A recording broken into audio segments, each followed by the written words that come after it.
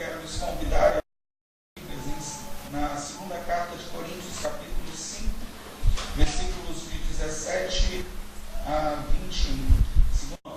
Todos juntos, vamos? Portanto, irmãos, se alguém está em Cristo, é nova criação. As coisas antigas já passaram, e eis que surgiram coisas novas. Tudo isso provém de Deus, que nos reconciliou consigo mesmo por meio de Cristo e nos deu o ministério da reconciliação. Ou seja, que Deus em Cristo estava reconciliando consigo o mundo, não levando em conta os pecados dos homens, e nos confiou a mensagem da reconciliação. Portanto, somos embaixadores de Cristo, como se Deus estivesse fazendo o seu apelo por nosso intermédio. Por amor a Cristo lhes suplicamos, reconciliem-se com Deus.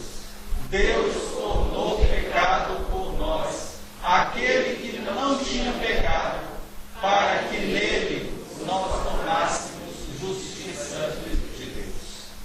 Para que nele nos tornássemos justiça de Deus. Esse texto nos dá uma referência. Ele fala que Deus tem para nós um presente muito especial. Aliás, três presentes muito especiais. E esses presentes são a regeneração, a comunhão e a redenção. Eles estão disponíveis a cada um de nós. Basta que você se disponha a abrir para o mover de Deus, para o novo de Deus em sua vida. O primeiro presente é uma nova vida, mas não uma vida qualquer, não de qualquer forma. Esse primeiro presente que Deus dá não é apenas um embrulho, uma casca, uma caixa vazia por dentro, mas ele vem recheado do que Deus chama de uma vida plena, uma vida abundante. Nessa semana nós pensamos sobre isso no nosso livrinho de meditação, de oração, e nós pensamos sobre viver uma vida de qualidade na presença de Deus, uma vida cristã verdadeira, porque esse é o propósito de Deus, esse é o propósito que Deus tem para nós. Quando nós colocamos nossa vida nas mãos de Deus, nós estamos dando a Deus a autoridade para reconstruí-la e fazê-la de novo, restaurar-nos de dentro para fora. Quem estava morto no pecado recebe o amor de Deus, o seu perdão, a sua restauração, e agora recebe de presente a eternidade em Cristo Jesus. Ele nos dá a sabedoria, Ele nos dá a proteção, Ele nos dá a esperança de uma vida eterna ao lado dEle, a certeza de que Ele virá. Ele nos dá força. Quantas vezes, nos momentos de luta, de dificuldades, dobramos os nossos joelhos e Ele está ali com a mão estendida para nos presentear, nos dar a direção. Na hora quando não sabemos o que fazer, Ele é o conselheiro maravilhoso, Ele é a resposta certa, Ele é o rumo, Ele é a direção. Um bom exemplo disso é Paulo.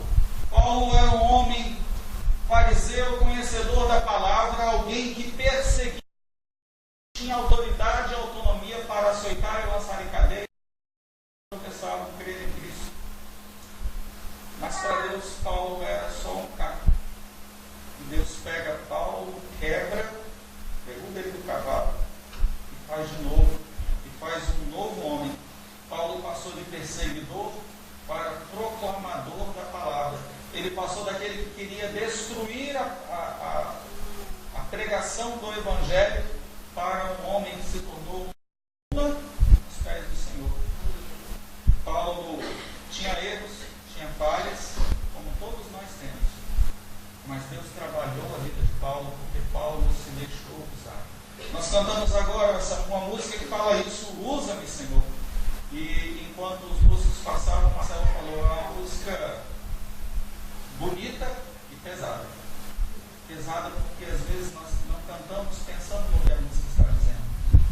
E nós temos que meditar naquilo que nós estamos cantando. Nós temos que nos deixar trabalhar por Deus. Quando falarmos usa-me, Senhor, lembre-se do que Deus fez.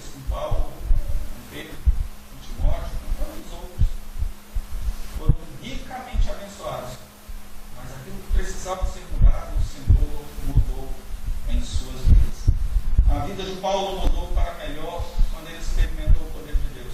E ele pode e vai e quer fazer isso também na sua vida. Deus nos chamou para ser transformados, para andar com Ele e andar com Ele dia a dia. Andar com Ele dia a dia. Nós falamos isso hoje pela manhã. Deus andava com Adão e com Eva na geração do dia. Deus andava com Enoque, Deus andou com Moisés, andou com Abraão. E pode e quer andar com você também. Basta que você se disponha a ser amigo de Deus. Porém tem algo.